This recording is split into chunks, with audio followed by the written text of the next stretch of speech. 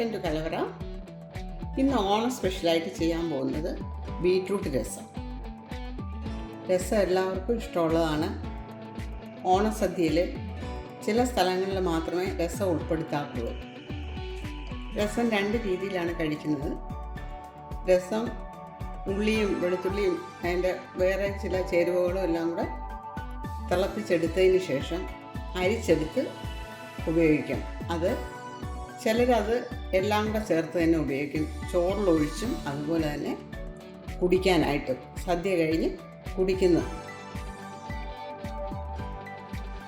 ആദ്യം ബീട്രൂട്ട് തിളപ്പിച്ച വെള്ളം 1 ഗ്ലാസ്, 2 വലിയ ബീട്രൂട്ട് തൊലി എത്തിക്കളഞ്ഞ് കഴുകി വൃത്തിയാക്കി ചെറിയ കഷ്ണങ്ങളായിട്ട് അരിഞ്ഞ് 2 ഗ്ലാസ് വെള്ളം ഒഴിച്ച് തിളപ്പിച്ചെടുത്തതാണ്.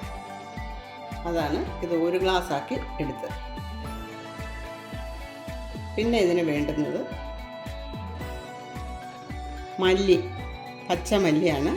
അത് 2 ടീസ്പൂൺ, സാദാ ജീരകം 1 ടീസ്പൂൺ, കുരുമുളക് 1 ടീസ്പൂൺ, ഉഴുന്ന് 1 ടീസ്പൂൺ, കടലപ്പരിപ്പ് 1 ടീസ്പൂൺ, പിന്നെ കുറച്ച് കറിവേപ്പില.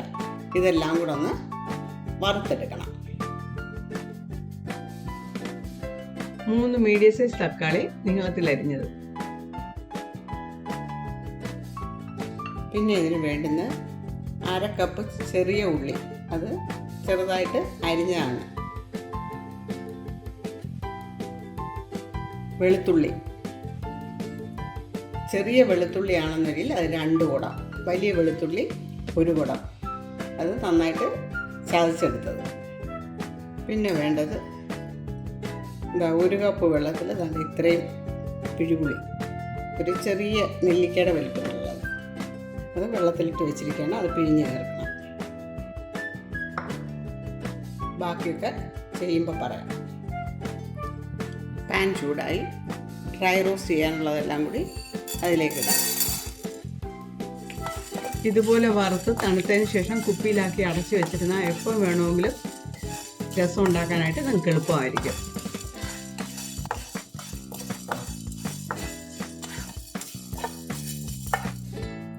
നല്ല മൂത്ത മണം വരുന്ന സ്റ്റൗ ഓഫ് ചെയ്യാം. ഇനി ഇത് തണുത്തതിന് ശേഷം മിക്സിയിൽ പൊടിച്ചെടുക്കണം. രസം ഉണ്ടാക്കാനായിട്ട് ഒരു മൺചട്ടി അടുപ്പിൽ വയ്ക്കാം. മൺചട്ടി വേണമെന്ന് നിർബന്ധമൊന്നുമില്ല. പുളിയൊക്കെ ഉള്ളതായതുകൊണ്ട് മൺചട്ടിയിൽ വെക്കുന്നതായിരിക്കും നല്ലത്. ചട്ടി ചൂടായി. ഇനി ഇതിലേക്ക് 1.5 ടേബിൾ സ്പൂൺ വെളിച്ചെണ്ണ, എണ്ണ ചൂടായി 1 ടീസ്പൂൺ കടുക് പൊട്ടി. ഇനി വെളുത്തുള്ളി ചേർക്കാം.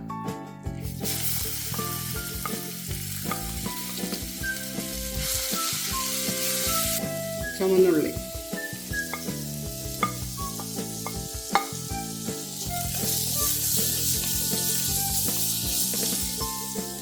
കറിവേപ്പില, വറ്റൽമുളക്. ഇത് ആദ്യം ഇടേണ്ടതായിരുന്നു കടുക് പൊട്ടിയപ്പോൾ.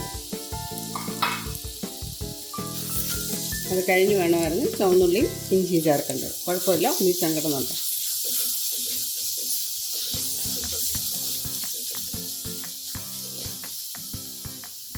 ഇതൊന്ന് നന്നായിട്ട് വാടിയിട്ട് വേണം തക്കാളി ചേർക്കേണ്ടത്.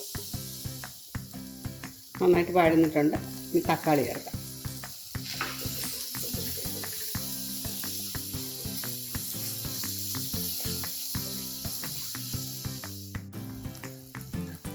ഉള്ളിയും തക്കാളിയൊക്കെ നന്നായിട്ട് വഴന്നിട്ടുണ്ട്. ഇനി ഇതിലേക്ക് തീ കുറച്ച് വെച്ചിട്ട് പൊടികൾ ചേർക്കാം.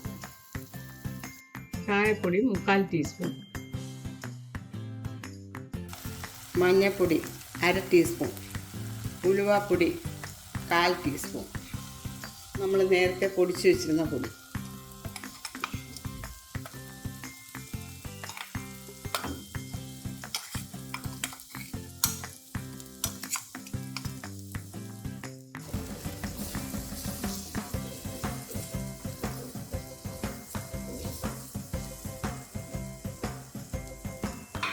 ഇനി ഇതിലേക്ക് പുളിവെള്ളം ചേർക്കാം. പുളി പിഴിഞ്ഞത്,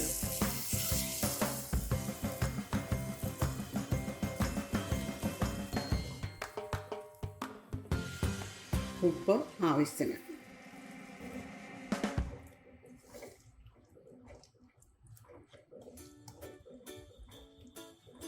ഇനി ഇതിലേക്ക് നേരത്തെ തയ്യാറാക്കി വെച്ച ബീട്രൂട്ട് വെള്ളം.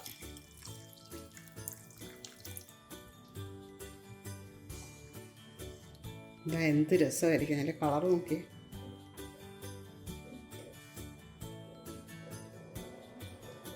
ഇതുപോലെ തന്നെ ബീട്രൂട്ടൊക്കെ ചേർക്കുന്നതല്ലേ, നല്ല ആരോഗ്യത്തിന് ഗുണകരമായിട്ടുള്ളൊരു സാധനമാണിത്.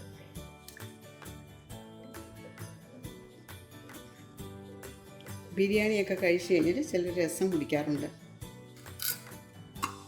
ഇനി നമുക്കിത് അടച്ചു വെച്ച് തിളപ്പിക്കാം.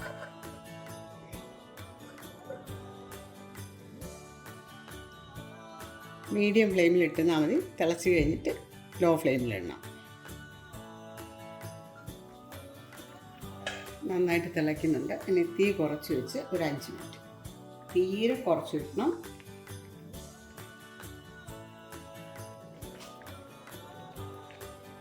അടച്ച് വയ്ക്കുക, അതിൻ്റെ സ്മെല്ലൊക്കെ പോകാതിരിക്കട്ടെ. തീ ഓഫ് ചെയ്യാം. വറുത്ത പപ്പടം ഇതിൽ പൊടിച്ച് ചേർത്താൽ നന്നായിരിക്കും.